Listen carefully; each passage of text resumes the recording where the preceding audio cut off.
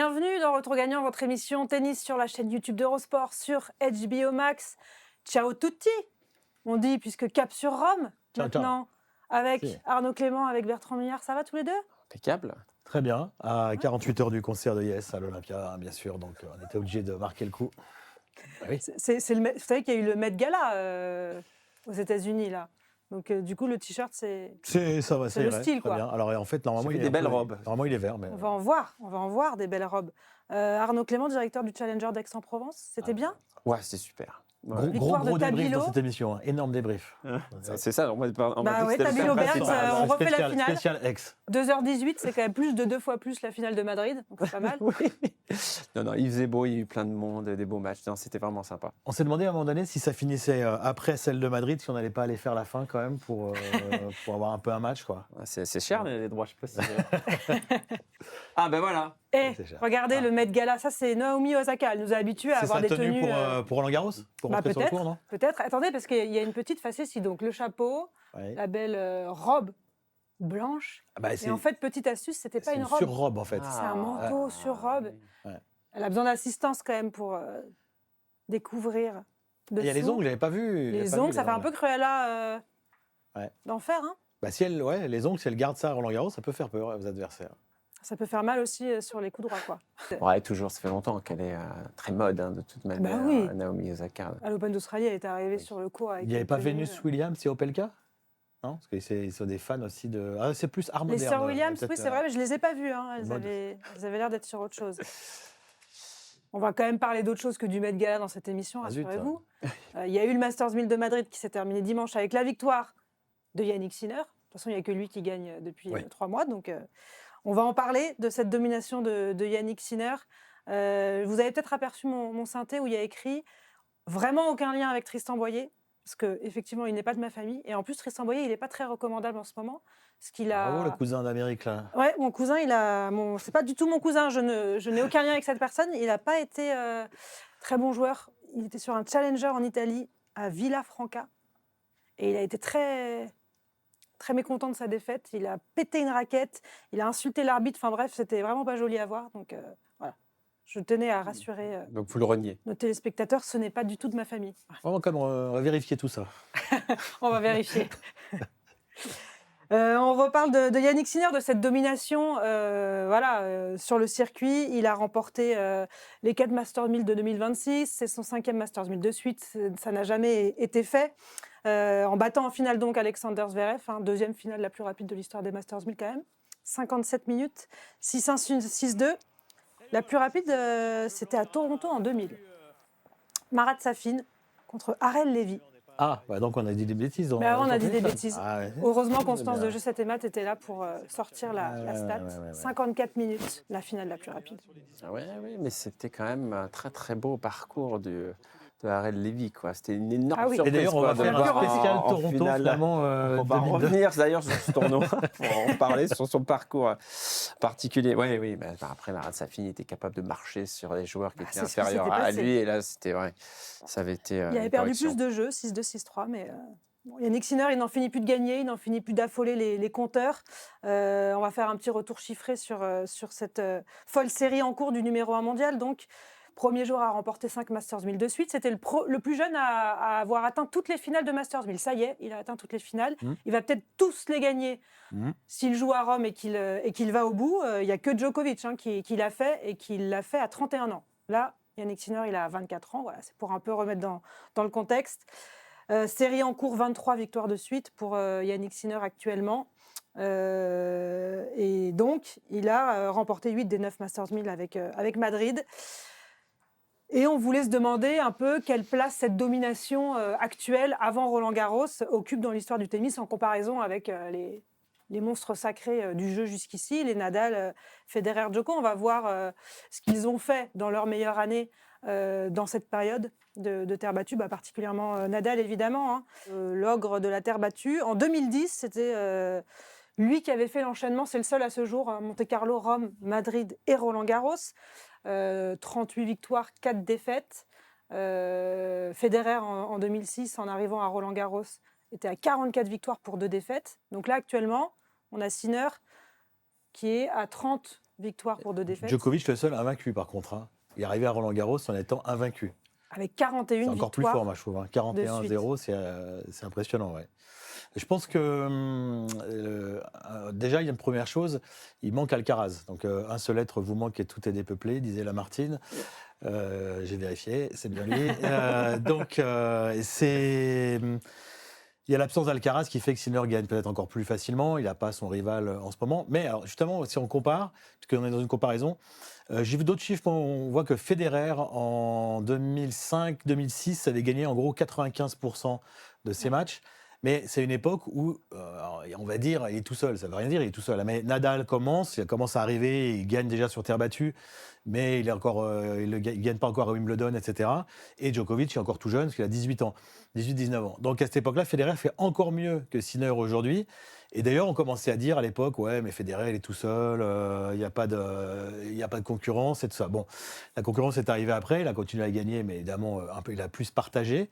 Donc là, Sinner, c'est un peu la même chose. On ne se posait pas cette question il y a 6 mois ou même il y a 3 mois. C'est Alcaraz qui a gagné l'Open d'Australie, il faut quand même le rappeler. Sinner, il a commencé la saison en perdant 2 matchs assez rapidement, un à l'Open d'Australie et un à Doha. Donc, c'était même presque l'inverse. On était limite inquiets, quoi. On disait, il perd des matchs alors qu'Alcaraz gagne tout. Bon. Donc là, il n'y a plus Alcaraz. Donc, effectivement, sans Alcaraz, sachant l'écart qu'ils ont mis entre eux et tous les autres, bah forcément, il se retrouve un petit peu seul au monde. Donc, forcément, il va beaucoup gagner. C'est extraordinaire ce qu'il fait. C'est absolument pas pour. C'est monstrueux. C'est monstrueux.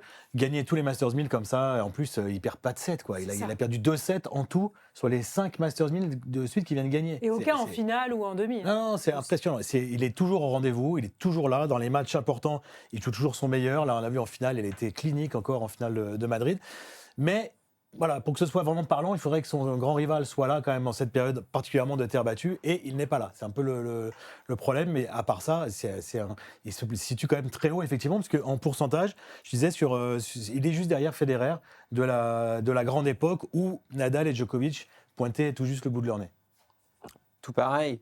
Après, dans 15 jours, pour la prochaine émission, quand Sinner aura gagné Rome, on va émettre aussi quelques comparaisons qu'on ne pourra pas vraiment faire parce que les formats aujourd'hui des Master 1000 sont pas les mêmes. À une époque, il y avait même la finale, justement, qui était au meilleur des 5 manches et il fallait enchaîner 2 jours après avec le premier tour. Je trouve que ce format aussi convient peut-être beaucoup mieux encore à Yannick Sinner que le format du passé. Le seul point faible, et bon, on l'évoque souvent parce qu'à un moment donné, il faut bien pointer quelque chose chez Yannick Sinner, c'est le côté physique, sur les matchs longs, voire peut-être l'enchaînement des matchs. Et c'est vrai que là, on peut dire, quand on regarde la saison, il gagne tout, mais l'enchaînement des matchs ne se fait pas quand même de manière vraiment très, très cadencée, parce que sur ces Master 1000 sur 12 jours, il y a beaucoup de journées de repos, parce que ces Master 1000 ne s'enchaînent pas, justement, et qu'il a à chaque fois 4-5 jours de repos avant le début du tournoi d'après. Alors, ça n'enlève absolument rien à sa performance depuis le début d'année, mais je voulais juste souligner ça pour la prochaine émission. Non, mais c'est valable aujourd'hui aussi. Hein. Effectivement, c'est pas le même rythme. Et quand on voit l'enchaînement que faisait Nadal chaque année sur des formats différents, ça pose aussi le bonhomme. Mais Yannick Sinner, quand même, est-ce que ça va pas finir par lui manquer de ne pas avoir de rival l'an dernier? Il n'y avait pas Sinner sur cette période-là. Hein. Alcaraz était tout seul. On ne parlait pas tellement de ce côté. Il n'y a personne pour le battre. Ah non, il dominait à 2, donc c'était. Non, l'année dernière, quand Sinner n'était pas là. Quand Sinner n'était pas là. Parce qu'Alcaraz était moins dans cette impression il n'a pas fait une grande tournée rafler, américaine l'an dernier, Alcaraz, donc oui. Il y avait eu une petite blessure à Madrid. Il n'a pas été bon en Australie, il a été bon à partir de la terre battue l'an dernier, donc effectivement, on ne parlait pas trop de ça. Mais oui, c'est pas en termes de résultats qu'Alcaraz va lui manquer. Au contraire, j'ai envie de dire, hein, il va probablement tout rafler. Ce qu'il peut prendre. Voilà, mais par contre, pour ce qui est de progresser, on sait que les deux, depuis le début de leur carrière, ils se font progresser l'un l'autre à chaque fois parce qu'il y en a un qui va le dominer. Alcaraz, qui avait gagné la finale de l'US Open quand même assez facilement en jouant un tournoi incroyable. Sinner a dit, il faut que je travaille ci et ça, il faut que je passe plus de premières, il faut que je sois plus agressif, il faut que je travaille mon petit jeu, ma volée. Et il l'a fait. Si il gagne maintenant, il gagne 1 et 2 contre le numéro 3 mondial en finale de Masters 1000. Donc s'il n'y a que le numéro 2 qui peut le challenger, c'est sûr que si le numéro 2 n'est pas là, il n'a plus besoin finalement de continuer à progresser puisqu'il est déjà largement au-dessus comme ça. Donc c'est plutôt en ça, je pense qu'Alcaraz peut lui manquer. Je rappellerai un petit truc que j'ai déjà rappelé plusieurs fois à l'antenne, un truc de vieux, mais c'est quand Borg a décidé d'arrêter, il avait 27 ans. McEnroe était défait. La supplié de McEnroe était revenir. défait, il est allé le voir, il lui a dit tu peux Ouais. pas arrêter. Tu peux pas arrêter, il faut continuer. Bah non, j'arrête. Il dit non, parce que si toi t'arrêtes, moi j'ai plus de rival, j'ai plus de. Parce qu'ils avaient fait leur fameuse. Il y a eu 2 énormes finales à Wimbledon, 2 énormes finales à l'US Open. McEnroe on avait perdu là-dedans. Hein. Il avait perdu notamment une finale à Wimbledon, mais il avait besoin de Borg. Il a eu finalement Connors qui était toujours là, Lendl qui est arrivé, etc. Mais comme quoi, parfois un grand rival, bah, vous en avez besoin. Mais pour ce thème-là, il a quand même cette chance, je trouve, même s'il est loin des cours et qu'il va simplement revenir à Rome. Il y a Djokovic. Djokovic l'a battu quand même Ouais. à l'Australienne. Donc je pense que dans sa tête, il y a quand même ce défi pour lui potentiel qui n'arrivera peut-être pas, on verra bien, à Roland-Garros. Mais je pense que cette défaite, il l'a toujours bien en tête, et les pourquoi. Et voilà ce qui... physiquement notamment sur la durée, et pas simplement aussi les clés qu'a réussi à trouver Djokovic pour le tenir, alors que justement dans ce système de jeu-là, depuis quelque temps, il n'y a absolument personne qui arrive à tenir Yannick Sinner. Alors, Yannick Sinner, il est arrivé à Rome.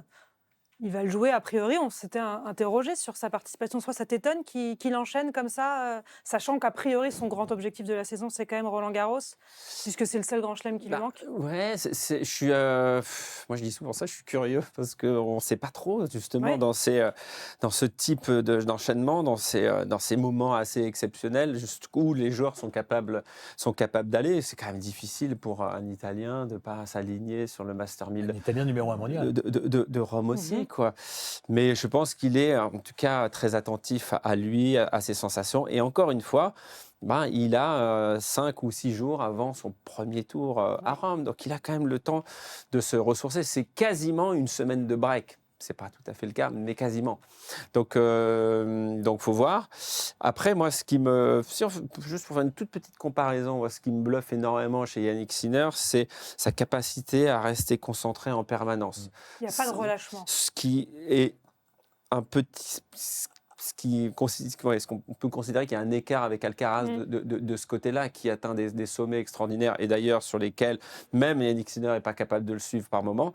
Par contre, au niveau de la stabilité sur une saison, sur un enchaînement, quand il y en a un moment donné qui va avoir besoin de rentrer chez lui, de couper complètement, d'aller faire autre chose, Yannick Sinner a réussi, lui, à rester concentré. Mais ça fait quand même très très lourd ce qu'il vit quand même Yannick Sinner depuis quelques mois. Donc voilà, est-ce que cet enchaînement, même pour lui, à un moment donné, il ne va pas être trop lourd avant d'arriver à Roland-Garros? C'est quand même une question aussi. C'est vrai que par rapport à ce que tu disais, en match, c'est bluffant. Ça ressemble à Djokovic, en fait. Pas de son tennis, mais il y a plein de choses qui le rapprochent de Djokovic, je trouve, Sinner. Et notamment cette façon de gérer ses matchs avec une lucidité parfaite. Il n'y a jamais de moment où on a l'impression qu'il est en panique. Enfin bon, là, en l'occurrence, en finale, il n'y avait pas de raison. Mais quand même, sa finale, il la commence comme faisait Federer, Nadal, Djokovic. Et on l'avait dit d'ailleurs avant avec Scud, on a dit si Sinner est prêt, enfin il va être prêt au premier point. Il faut que Zverev soit prêt aussi. S'il Ben l'est non, pas. Zverev, il passe pas beaucoup de premières. Sinner, premier jeu de service, 5 premières. Il gagne son jeu à 15. Zverev derrière, pas beaucoup de premières. Breaké d'entrée, 3-0 en 7-8 minutes. Terminé. Et Zverev regarde les chaussures et terminé. Et derrière, Sinner, il ne rate rien. Il joue dans le coup droit de Zverev, mais il joue toujours des zones de sécurité. C'est jamais surjoué. À chaque fois, quand il attaque avec son revers, soit longue ligne ou croisée, il y a toujours des zones de sécurité. Et ça fait toujours mal. Tous ses coups font mal. Mais c'est comme Djokovic. Tous ses coups font mal, mais en gardant une sécurité incroyable. Et surtout, ils sont pensés. Il pense tout le temps. C'est un joueur qui arrive, tout le monde n'est pas capable de le faire. Le jeu va vite. Il arrive à rester lucide dans toutes les situations et à jouer le coup qu'il faut au bon moment. Et ça c'est un truc assez dingue, non ? C'est assez dingue, ouais, c'est assez dingue ce calme, parce que c'est vrai qu'on peut faire beaucoup de comparaisons avec Novak Djokovic. Après, il est encore plus calme sur le terrain que Novak Djokovic. C'est pas le même caractère, on a l'impression. Alors bien sûr, il n'y a pas de manque de lucidité chez Novak Djokovic, c'est pas ce que je veux dire, mais qu'en permanence, même dans les moments où il peut être challengé, alors bon, là, il n'y en a pas eu beaucoup sur la finale, mais ça peut arriver des moments, il perd un set contre Benjamin notamment, et puis des moments où il va être à 4-4, à 5-5, il se passe pas très bien pour lui, il joue pas son meilleur tennis, il reste toujours très calme, il réussit à reprendre justement la main quand il le faut. Et c'est aussi aujourd'hui, je pense, là, une domination psychologique qu'il peut avoir quasiment sur tout le monde. Ouais. Quoi. C'est que je ne suis pas sûr, comme ça pouvait être à une certaine époque, que la majorité des joueurs arrivent contre lui sur le terrain en pensant qu'ils ont une chance de gagner. Ça peut être le cas, bien sûr, avec Federer, avec Djokovic, avec Nadal, à certains moments. Mais je pense qu'il y a beaucoup de joueurs qui arrivent, alors contre Alcaraz également, mais quand Yannick Sinner, je pense que c'est peut-être encore plus notable parce que Alcaraz, on sait que dans un match, il peut atteindre des sommets extraordinaires, il peut avoir un petit creux et on peut toujours se raccrocher à se dire bah, attends, peut-être qu'aujourd'hui il va un petit peu moins bien jouer, peut-être je vais avoir un petit passage où il va me donner un break et on va voir si je peux réussir à en profiter. Yannick Sinner, c'est pas ça, quoi. C'est d'une stabilité, il met tout de suite, dès le début des parties, le niveau tellement haut que voilà, il prend tout de suite un impact vraiment psychologique important. Et puis il monte en puissance au fur et à mesure des tours parce que là, il a démarré très fort. Si on prend il y a un match intéressant, c'est le quart de finale contre Raphaël Jodard. Et il est. Rodard ou Jodard. J'ai bien dit là, c'est bon. Et pas Rodard. Ouais. Il gagne 6-2, mais c'est pas un 6-2 facile. Non. Tous ses jeux de service sont accrochés. Mais ce qui est dingue aussi, c'est qu'à chaque fois à 30A, 40A, Ace ou service gagnant, ou en tout cas la bonne balle, le point gagnant, enfin le bon point. Tous les points importants, il les gagne.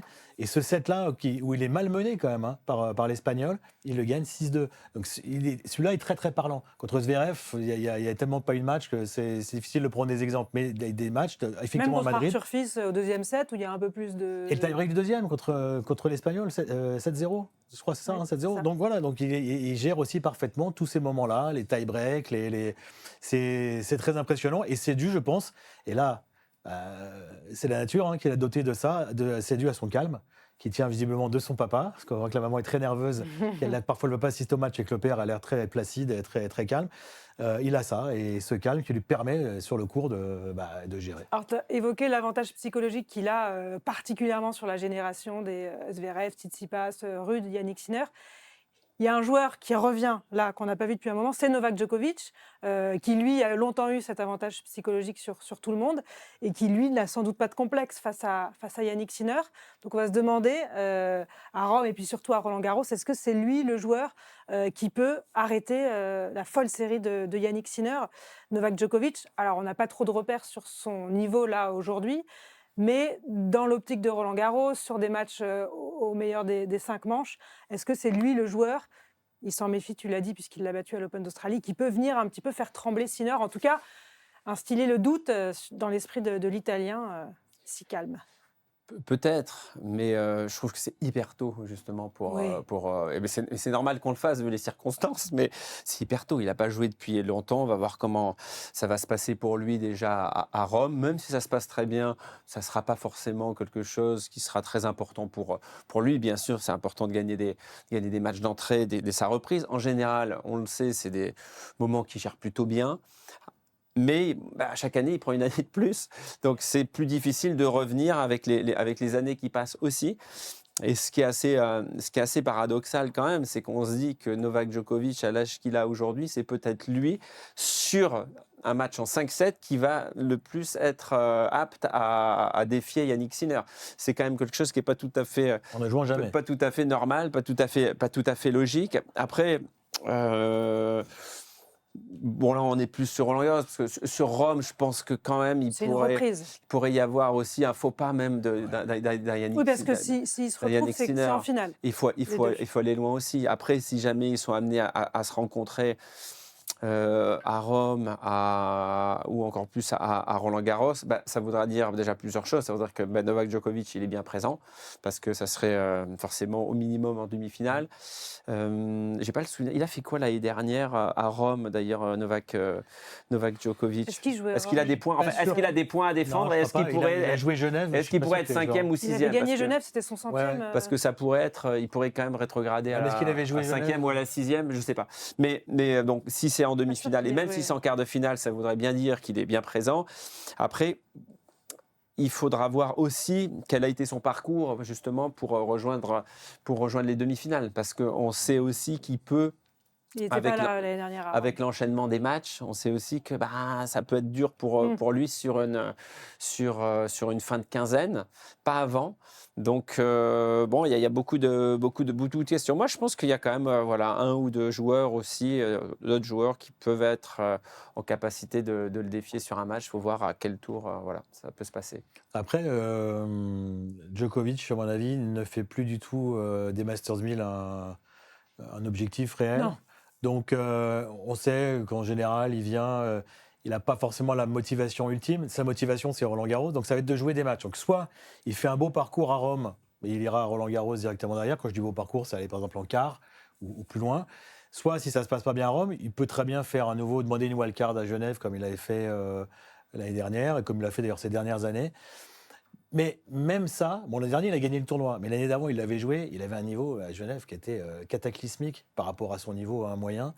On se disait, oulala, mais ça va être cuit pour Roland Garros. Il est loin du compte. Mais en fait, non, c'est juste qu'il n'arrive pas à se motiver. Et une fois qu'il arrive en Grand Chelem, c'est un autre joueur. Mais il a besoin de matchs. C'est toujours le paradoxe. Cela dit, il n'a pas besoin de beaucoup de matchs. Et on se rend compte que c'est souvent les premiers tours de Grand Chelem qui lui servent de tremplin pour progresser. Il se connaît tellement bien, il est tellement fort, c'est ça qui est dingue, c'est qu'il n'a pas besoin effectivement d'avoir retrouvé le rythme du circuit, comme on dit toujours, ils ont perdu le rythme, ils n'ont pas joué 2-3 tours là, lui il arrive tout de suite quasiment à se retrouver. Et en fonction de ce qu'il va faire avant, effectivement, on pourra peut-être avoir un élément de réponse, mais de toute façon, moi je pense qu'il sera prêt à Roland-Garros, il ne serait pas là sinon. Il a 39 ans, Djokovic, il n'a pas besoin d'aller à Roland-Garros si c'est pour figurer et faire de la figuration. Donc il y va, s'il le joue, c'est qu'il a travaillé en conséquence pour être prêt pour aller loin. Ouais, s'il y a un petit bobo, un petit quoi que ce soit, je pense qu'il pourrait même éventuellement faire l'impasse sur Roland-Garros et se dire ok, là je suis pas prêt, je peux pas gagner, donc la concentration elle va être tout de suite tournée vers Wimbledon. D'autant que Wimbledon, il peut encore égaler le record de Federer. Et s'il n'y a pas Alcaraz à Wimbledon, ça ouvre certaines portes quand même à Djokovic, qui reste quasiment sa meilleure surface aujourd'hui. Il est peut-être celle sur laquelle il est le plus apte à gagner en Grand Chelem, en tout cas. Sinner a gagné l'année dernière, mais il y a eu des circonstances. Dimitrov s'était blessé alors qu'il menait 2-7-0 contre l'Italien. Alcaraz n'avait pas fait une bonne finale. Alcaraz est très dangereux sur gazon. S'il ne va, c'est que des s'il, mais s'il ne va pas à Wimbledon, même s'il y va d'ailleurs, il aura lui aussi quand même manqué quelques mois, quelques semaines de tournoi.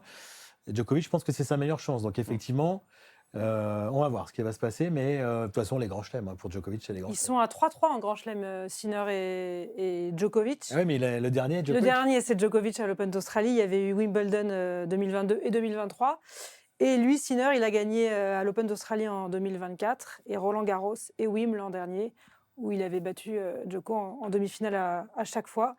Mais c'est vrai que l'expérience que Djokovic a, on l'a vu à Melbourne, et puis ce format des 5-7 aussi, où on a vu que Sinner, dans des situations où les matchs durent un peu, il a parfois coincé. Est-ce que ça, c'est aussi quelque chose sur lequel il a forcément travaillé? Il y a une autre chose sur laquelle il coince, finalement, c'est le plan de jeu. C'est-à-dire qu'un Alcaraz, si ça ne se passe pas bien, il sait tout faire. Il peut vous sortir, il peut varier, il peut se mettre à faire plein d'amortis, à venir au filet, faire service volé, etc. Sinner, ce qui s'est passé à l'Open d'Australie, c'est qu'il s'est embourbé sur Djokovic, en fait. Il n'arrivait pas à sortir de son plan de jeu. Il n'avait pas de plan B pour battre Djokovic, en tout cas. Et c'est là que ça a été un peu surprenant. Après, on connaît l'Italien. Cette défaite, elle a dû être analysée à 100% avec ses coachs. Et on peut imaginer que quand ils vont se rejouer, ce sera différent. D'ailleurs, il travaille. Là, on le voit d'autres faire des secteurs. amortis. Voilà. Il a beaucoup travaillé depuis. Mais c'est ce qui avait un peu, à Melbourne, ce qui avait été un peu surprenant, c'est de le voir finalement s'embourber dans le jeu de Djokovic et sans solution. Ouais. Alors, il aurait quand même pu, c'est vrai, il aurait quand même pu le remporter, ce match. Oui, bien sûr. C'était quand même chaud. Mais c'est vrai que c'est l'ascendant de ce côté-là, en tout cas, au niveau tactique pur. Il avait vraiment été pris par Djokovic. On a hâte de voir, en tout cas, s'il y a confrontation, ce que ça peut donner. Mais à Rome, ce sera en finale, s'ils se rencontrent. Avec Djokovic et Yannick Sinner, puisqu'ils sont dans la partie de tableau opposée. Djokovic dans la partie de tableau de Le tirage au sort a bien fait les choses. Le tirage au sort a bien fait les choses. Boule froide, hein. On va parler d'un joueur français maintenant qui a brillé quand même à Madrid et qu'on a envie de revoir aussi à Rome. C'est Arthur Fils, de retour au top. Le Français qui a enregistré 9 victoires de suite avant de buter sur Yannick Sinner à Madrid. C'est un record français, sur terre battue. Titre à Barcelone, demi à Madrid ensuite. Il a prouvé qu'il faisait partie du gratin. Il est 4e à la race, Arthur Fils. Il a pris une leçon contre Yannick Sinner. Il a battu les joueurs qu'il devait battre dans les tours précédents et avec la manière en plus. Mais derrière, un peu comme contre Alcaraz à Doha, ça a coincé. La clé, c'est de... C'est lui la clé. Oui, j'y ai pensé en le Ils sont disant. pour moi, là. Ouais. Oui, alors. C'est de les jouer le plus possible, c'est de pouvoir affronter de nouveau Sinner rapidement pour voir ce qu'on peut faire de mieux. De toute manière, c'est ces confrontations-là qui vont lui permettre de voir ce qui manque. Donc c'est très riche ce qu'il vit, comme ça avait été le cas. D'ailleurs, il a vu un enchaînement l'année dernière à Monte-Carlo et Barcelone. Il avait joué coup sur coup Alcaraz. À Monte-Carlo, ça avait été accroché un petit peu moins la semaine suivante. Mais bien sûr, mais aujourd'hui, la différence, c'est qu'il est aussi plus fort que l'année dernière. Il est revenu plus fort. Il est encore plus fort qu'à son top de l'année dernière. Donc déjà, il a trouvé pas mal de solutions pour continuer à progresser. Pour l'instant, contre ces joueurs-là, il est inférieur, mais on en parle depuis longtemps maintenant, depuis 1 an et demi, 2 ans, il nous faudrait un troisième, qui ça peut être?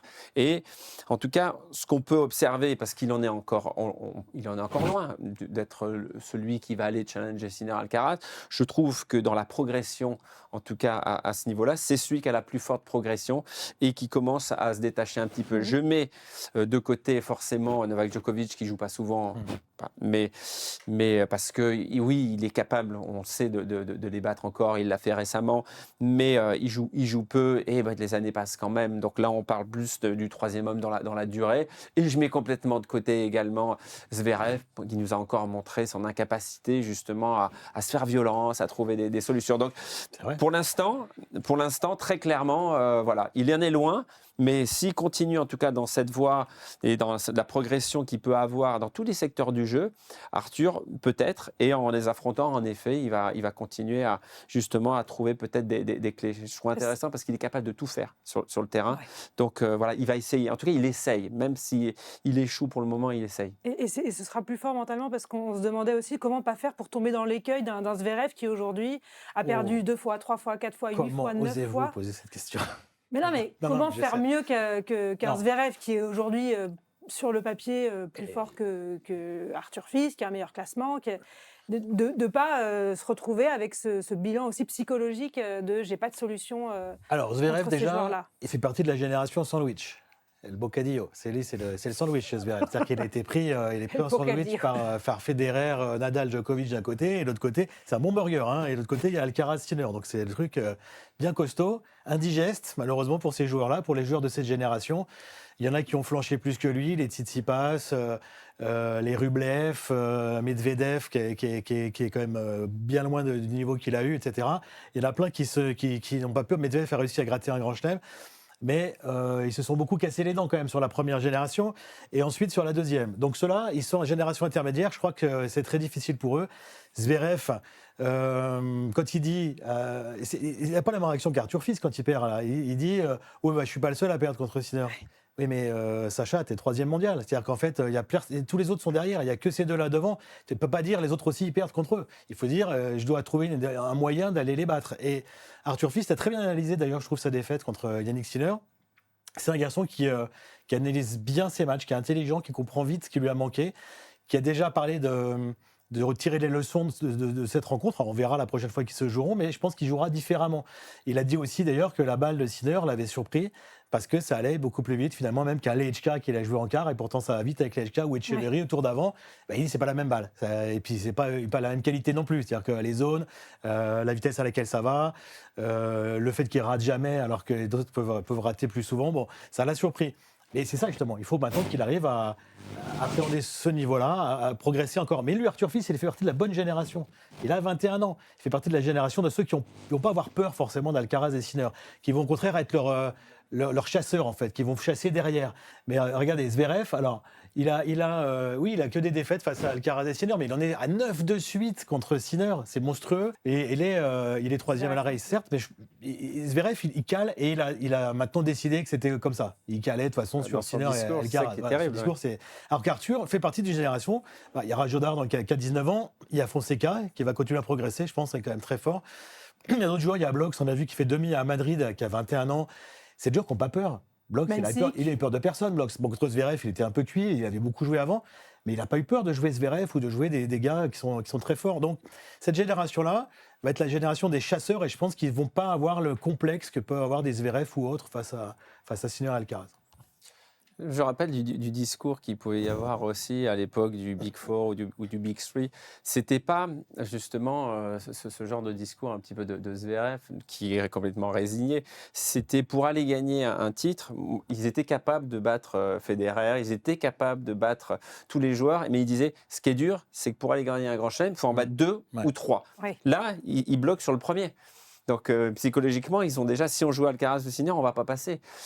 Et après, juste, alors, peut-être ceux qui m'écoutent parler de temps en temps de Zverev, ils vont m'entendre dire un petit peu la même chose. Moi, je préférerais à un moment donné que Zverev, il perde en faisant 30 fautes directes, en tentant que des coups gagnants ou en faisant que des services volés. Il prendrait peut-être 1-2 ou 2-2.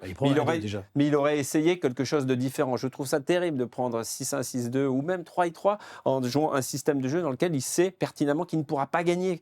Oui. Donc voilà. Et ça, je trouve que, pour rejoindre Bertrand, sur la nouvelle génération, je pense qu'ils essaieront. Je pense qu'ils vont essayer. Je pense qu'un Arthur Fils, qu'un Blox, tous les joueurs que tu viens de citer, ils vont essayer des choses différentes parce que c'est pas passé la fois d'avant, quoi. Jusqu'à peut-être un jour, ou peut-être jamais, mais en tout cas trouver. Mais ils auront en tout cas eu, eux, le sentiment d'avoir tout fait. Et je n'ai pas l'impression que Zverev, en tout cas, pourra, avec du recul, se dire qu'il a tout fait pour aller chercher un grand chelem. Roda, ça fait combien de temps qu'il est là? Ça fait très peu de temps qu'il est. Il était plus du 800e l'an dernier. Voilà, sur le grand circuit, c'est cette année. Il fait 6-2, 7-6 sur Sinner. Il prend 6-2 au premier. Il est là au deuxième. Il fait un très bon deuxième set. Il l'accroche. Moi, je pense que dans son esprit, c'est j'ai 19 ans, mais tu vas voir, dans quelques années, je vais te battre, quoi. C'est pour ça. Il y a cet avantage de l'âge. Zverev va avoir 30 ans, là. Il a 29 ans. Donc, oui, il a 29 ans. Mais il voit déjà arriver il est un peu plus près de la ligne d'arrivée que la ligne de départ, alors que les autres, ils commencent leur carrière. Pourtant, c'est un sacré palmarès quand même. Zverev, il y a 2 Masters, 3 finales de Grand Chelem. On va aller voir les chiffres. Il a remporté 7 Masters 1000, les JO en 2021. Au moins un titre entre 2016 et 2025. Il n'y en a pas encore eu en 2026. Lui, il est sur une dynamique différente des petits jeunes, mais il a su aussi, c'est un super joueur, quand il était plus jeune, aller les chercher ces matchs. Oui, mais les 3 finales de Grand Chelem, reprenons-les. La première, c'est 2020 US Open, sans public, Dominic Thiem. Djokovic a été disqualifié, il n'y a pas Nadal, il n'y a pas Federer. Donc c'est la chance de sa vie de gagner. Et les favoris contre Thiem, normalement quand même sur dur à l'US Open. Vous vous souvenez de cette finale, ça jouait. Les deux étaient ultra tendus. Les deux étaient complètement tendus. Ça s'est joué au tie-break du 5e. Il sert pour le match. Comme par hasard. Et il sert pour le match, comme en demi-finale d'ailleurs d'Australie cette année contre Alcaraz. Et finalement, c'est Thiem qui gagne. Et les deux suivantes, contre Alcaraz, il mène 2-7-1 à Roland-Garros. Et il passe devant, il est meilleur à ce moment-là. Il est meilleur à ce moment du match. Et il commence le 4e set d'entrée, il perd, je crois, les 2 premiers points. Et il se met à s'énerver, à montrer des signes très négatifs. Et Alcaraz le voit, il dit tiens, mais il devrait être serein, il est nerveux. Derrière, 1 et 2. C'est son moment préféré, Alcaraz. Ah oui. Et la 3e, il n'a pas existé contre Sinner en Australie. Donc malheureusement, c'est une super carrière. Il était champion olympique aussi. C'est une super carrière, c'est un super joueur. Mais malheureusement, comme je l'ai dit tout à l'heure, les générations sandwich. Il est tombé. Cette génération, celle d'avant était plus forte, et celle d'après, il y a 2 joueurs qui sont plus forts. Il n'y peut rien, c'est comme ça. Il fallait gagner l'US Open. Donc on mise tout sur la jeune génération, sur Arthur Fils. Pour la suite, un jour, peut-être, il nous surprendra, mais je pense que s'il avait dû le faire, ça serait déjà arrivé. Ouais, là, donc il va gagner Roland probablement maintenant, comme ça on pourra mettre cette émission là, on va tout effacer. Mais il pourrait y avoir aussi, comme ça a pu arriver dans l'histoire, mais peut-être pas récente, un concours de circonstances avec un Yannick Sinner qui se blesse. À un moment donné, vous imaginez si ça arrive déjà, à Roland, il n'y a pas Alcaraz. Il faut avoir une ouverture pour 5-6 joueurs au moins. C'est dans ces cas-là qu'on se met à mal jouer. On en parlait l'autre jour, on disait, c'est même pas sûr qu'il gagnerait dans ces cas-là, parce que justement, il deviendrait le favori, qu'il serait obligé de gagner, quoi.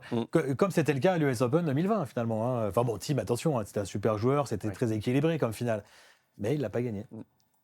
On est mardi, ça commence demain à Rome. Je vais vous demander quand même un petit pronostic avant de conclure cette émission. Tout le monde va faire le même, non? Oui. Sur quoi? Sur le finaliste alors, mais j'ai pas vu le tableau. Qui face à Sinner? Qui face à Sinner? Donc Zverev et Djoko sont dans la même partie de tableau. Fils, il est dans quelle partie? Fils, ce serait en 8e de finale qui tomberait sur Sinner. Ah ouais. Ouais. C'est peut-être pas plus mal finalement qu'en demi. Oui, parce que c'est le moment où il lâche plus rien, Sinner, alors qu'on l'a vu lâcher un peu plus sur les matchs précédents. Qui en finale? Je vais mettre. Tabilo. Je les mets, non, vainqueur je de les Challenger. mets- Le vainqueur d'Aix fait toujours des grandes choses derrière, non? Il a fait demi à Rome il y a 2 ans, Tabilo. Voilà. Il avait enchaîné après sa Justement, victoire. c'est le dernier match à Rome de Djokovic, c'est ce que m'a dit Flo Caloise pendant Donc, l'émission, c'était Tabilo, défaite au deuxième. Non, mais bon, enfin, je trouve ce joueur quand même aussi si exceptionnel, Zverev. Mais allez, Trop tard pour te il va rattraper. perdre 3-2. Il va faire 2 jeux de plus en finale de Rome. Ce serait pas mal ça, le rematch. Moi, je suis pas sûr que Sinner aille au bout du tournoi. C'est Ouais. ça qui le joue. On va voir. Il était un peu clair. marqué physiquement quand même lors de la cérémonie. Il y a ça, quand même. Mine de rien, il y a quand même les matchs, il faut les préparer. Et certes, il se les rend faciles les matchs, mais la préparation, le travail qu'il met, l'entraînement et tout, c'est pas facile, quoi. Donc, est-ce qu'il aura pris un peu de repos? Est-ce que je vais voir. Le problème, c'est qu'il il a cette pression de jouer effectivement à Rome et le public italien ne comprendrait pas, le grand public en tout cas ne comprendrait pas qu'il joue pas à Rome. Nous, on comprendrait évidemment avec tout ce qu'il vient de faire, mais je sais pas, moi je ne pense pas qu'il va y avoir une révolution à Rome. On a vu des jeunes pousses s'illustrer là à Madrid jusqu'en Ouais. demi-finale, comme Blox. Ouais, mais Bloch, il a un peu mal enchaîné aussi là. Oui, hein, on ne reverra peut-être pas à ce Et niveau-là. Madrid lui convient peut-être au niveau des conditions de jeu un petit peu plus que, Aussi, que ouais. Rome. Ouais, avec son Mais, grand gabarit. mais Sinner, justement, pour revenir potentiellement ce qui pourrait se passer pour lui à Rome, c'est quand même aussi celui en haut qui gère le mieux son calendrier. Donc Eh oui. quand à un moment donné, il sent qu'il faut se reposer, il enlève un tournoi. C'est celui, je ne crois pas me tromper, qui fait le moins d'exhibitions hors du circuit, qui prend ses plages. Il gère également un petit peu sa carrière. Alors, on n'est pas du tout au même moment, mais sur les comparaisons avec Djokovic, un petit peu de la même manière. Il est capable d'aérer son calendrier quand il faut le faire, contrairement à Alcaraz, qui, alors on ne va pas dire que c'est pour ça qu'il se blesse plus que Non, mais en tout cas, Yannick il se Sinner. blesse moins. Mais on est quand même obligé à un moment donné d'en parler. mais Alcaraz, est-ce qu'il fallait qu'il finisse son match contre Virtanen à Barcelone? Là, il y a des enjeux, effectivement. Toujours pareil, en Espagne, il faut jouer les deux. Il faut jouer Madrid et Barcelone, c'est très important. Il y a la Catalogne d'un côté, il y a l'Espagne unifiée de l'autre. Enfin, Ça part en politique. non, c'est pas vraiment politique, mais ils sont obligés, en gros, de jouer. Nadal le faisait, il jouait Barcelone chaque année aussi. Et il n'aurait pas dû, Alcaraz, jouer. Il a fait finale à Monte-Carlo, il n'aurait pas dû jouer Barcelone. Et en plus, il n'a pas abandonné contre Virtanen. Il s'est fait soigner au poignet, mais il a fini son match. Et voilà dans quelle situation ça le met maintenant. Donc, Arnaud a raison. Je pense que Sinner gère bien ce genre de choses et que s'il sent, lui, qu'à un moment donné, physiquement, il y a un petit truc qui ne va pas ou que ça peut l'empêcher d'atteindre un objectif majeur, et son objectif le plus important de la saison, c'est Roland-Garros, je pense qu'il fera l'impasse. On verra. Même s'il ne joue pas, il y aura plein de belles choses à voir sur HBO Max, sur Eurosport à partir de mercredi, dans ce tournoi de Rome, les Français, le retour de Djokovic. Puis c'est toujours un cadre fabuleux, quand même. Quand il pleut pas, oui. Rome. Mais on Oui. adore. Moi, j'adore On le espère deuxième, que- le deuxième cours, personnellement. Une terre battue Pietrangeli fabuleuse aussi. Ouais, le Pietrangeli. Ah oui, avec et les statues. Quelques de pierre. airshots normalement à suivre aussi, parce qu'il y a pas mal de coups sans rebond à Rome parfois. Les lignes. peut arriver. Les lignes, et puis même pas forcément La les qualité lignes, de la parfois, terre. c'est pas encore Roland-Garros, mais c'est bien. Ça oblige les joueurs à travailler leur jeu de jambes et leur réactivité avant Roland-Garros. On sera attentif à ça. On verra aussi si tous les deux vous travaillez votre jeu de jambes, votre activité. Vous serez aux commentaires de ces matchs. Ouais. Avec Justine Hénin aussi. Pendant 12 jours, le retour de Justine sur terre battue. Exigence. Et on en parlera dans Retour gagnant mardi prochain aussi. On sera un peu à mi-parcours. Justine numéro 1, c'est un peu notre Yannick Sinner à nous. Et on a du mal. Elle gère bien son calendrier aussi. Elle est son calendrier, c'est sûr, mais quand elle est là, voilà, ça ne moufte pas, quoi. Et l'exigence qu'elle a. D'ailleurs, au niveau des pronos, je crois qu'elle a fait l'impasse. On regarde pas trop son téléphone, Elle a quoi, fait l'impasse Justine sur Hénin. Madrid. C'est ça, je crois. Non, Elle a fait non, l'impasse, c'est ça non, Madrid, elle était là. Elle a fait Ah oui, Madrid, elle a fait, ouais. d'accord, je pensais Elle a fait que- Madrid. ok. Ouais. Ouais. Je pensais qu'elle allait effectivement pour Roland-Garros garder. Sur les pronos, je suis toujours numéro 2 mondial derrière Arnaud Clément. Ouais, moi, je suis mort. Là, c'est fini. Là, j'ai beaucoup de points à défendre. Je ne sais pas si vous avez On fera regardé. un retour gagnant spécial peut-être. Spécial prono. Avec la victoire morale de Thomas Biel sur ce Masters 1000. Moi, je joue la qualif au Madrid. Masters, comme chaque Ah année. bah oui, il faut être dans les La 8 régularité. pour la fin. On en reparlera dans Retour gagnant. Merci à Flo Caloise, merci à Seb Petit. Et à mardi prochain dans Retour gagnant. Bye. Salut.